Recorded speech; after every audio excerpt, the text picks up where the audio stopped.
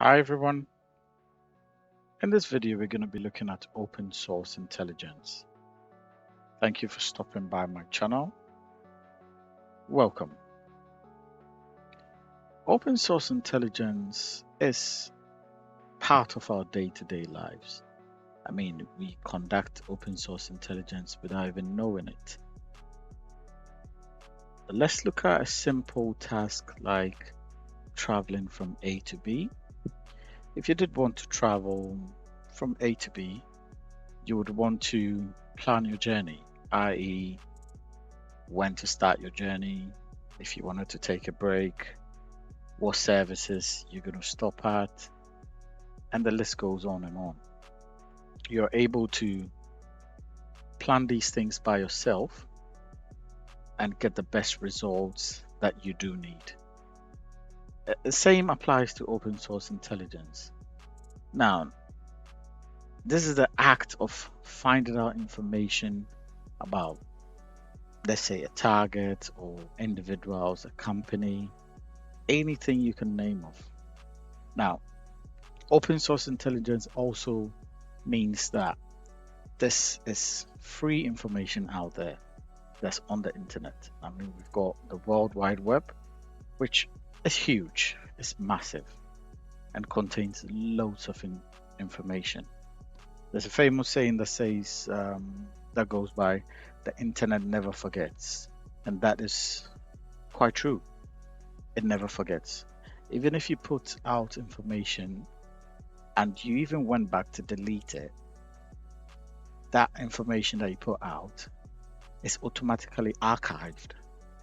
So I always encourage people to be mindful of what they put out there. Talk about pictures, you talk about piece of information, various pieces of information. You do not know who is watching. Another example we can look at, another basic example we can look at is if you take an armed forces or an army. Now, for an army to be able to work effectively or to be able to achieve their goal, if be it going into war or finding information or attacking their enemy, they carry out OSINT on their targets or on their enemy. Now, this OSINT is called reconnaissance. Now, this is where the commander or whoever is in charge of that troop of soldiers handpicks a couple of people to go out and find out information about their enemy. So, information they find, examples of stuff like that are what kind of equipment they've got, what their manpower levels are, what they're capable of, and all these factors kind of give the army or gives you a taster or a teaser of what you're in for or what to expect. So it is very vital. Now, in this maiden video, we're going to be looking at boarding pass, OSINT on boarding passes. Now, people get excited, they want to go on holiday or they're going on holiday and they're posting pictures. If we take a boarding pass, for instance, you've got bits where it's got personal information, i.e., your name, your seat number, and all of that. Yes, people try to hide that information in the open, but one thing they forget or one thing they leave out is the barcode displayed on the boarding passes. Now, barcodes do reveal a ton of information. There are scanners out there. There are free versions of them that anybody can easily use to scan your barcode, and this will bring out loads, and a ton of information about whoever the target is or whoever's posted that whoever's posted that boarding pass. So it is always advisable to try or to desist from posting barcodes. delicate information that can get you into trouble. When I say get you into trouble, it could end up in the hands of wrong people. Then they use it against you and the likes. So it is very important to know what you're putting out there. So let's take a typical example of the screenshot on here. We've got someone going on holiday and has posted this picture on their social media handle. Now, like I said earlier on, you've got the parts that have got their personal information, i.e. the name, PNR number, and other pieces of information covered. On here, we can clearly see we've got LDN, which is a short form from London. So this is someone traveling from London to New York City. We've got the gate displayed on there, 8:30. You've got the time of departure and the date of departure. You've got the barcode on there. Now, this individual has clearly thinks they have hidden their information, but no, they haven't. Like I said, there are scanners, free access scanners online. Other people use paid versions. I mean, paid versions will give you tons of information. The free ones also work pretty well. Now, once your information is out there, you don't know who has access to it. So let's go straight into this. We're going to run this picture as a whole into one of the free online barcode scanners. We're going to find out what information we're going to get out of there.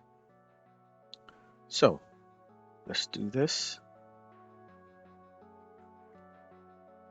We're going to take this website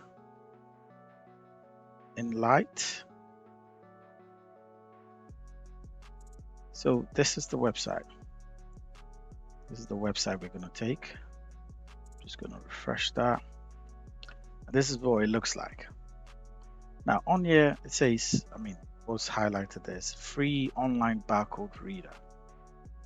Now, if we wanted to compare this PDF, so we've got all the various barcode types. So if you put them, you've got code 39, code 128, you've got PDF 1417, you've got postal, QR code, data matrix, driver's license, ID cards, the lot. Now, these tools are powerful. For the purposes of this video, we're going to run with the PDF 417 because that's the kind of barcode we've got on the boarding pass we're using for this video. So I'm just going to select that. I'm going to come down here. I'm going to choose the file, and on here I'm going to select that boarding pass, and that's loaded in there. I'm going to click on read, and we're going to wait. We're going to get some information. There we have it. So in here we've got all the information from that boarding pass. We've got the person's name on there. We've got a long reference number, which we're going to break down in a minute to understand what all these means. We've got a first name and last name. I believe this is the person's phone number. We've got London LDN to NYC. You've got the meals they've selected or they've chosen. They're vegetarian, clearly. You've got the kilos or the amount of baggage they've got. You've got the class they're flying, economy. So with this information, let's just go and have a look at. So this is the information we've derived from that scan. Counting or starting from left to right, you've got M1, which is just the format code. It says leg on the boarding pass. You've got the passenger's last name, you've got their first name.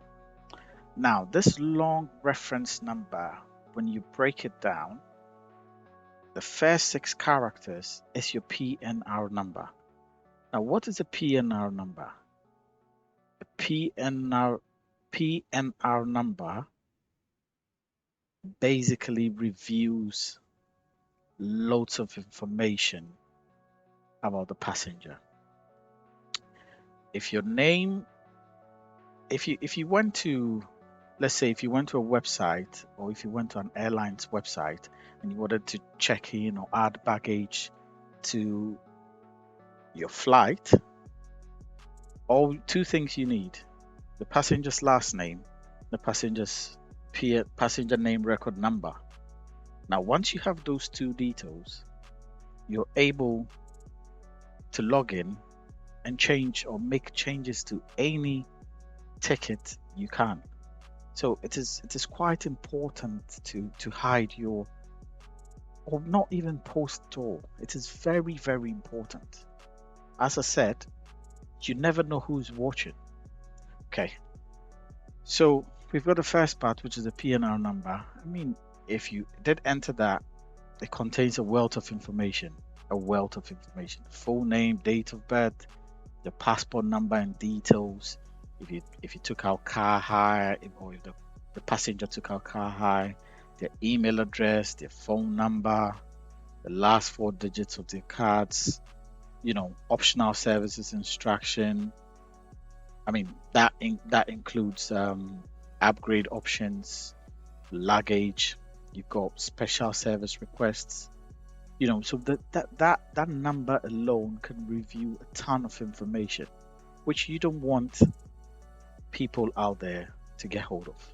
So it is very important not to post things like your boarding pass online. I mean, in this day and age, you really don't want to be doing that, because you just make yourself a target for others.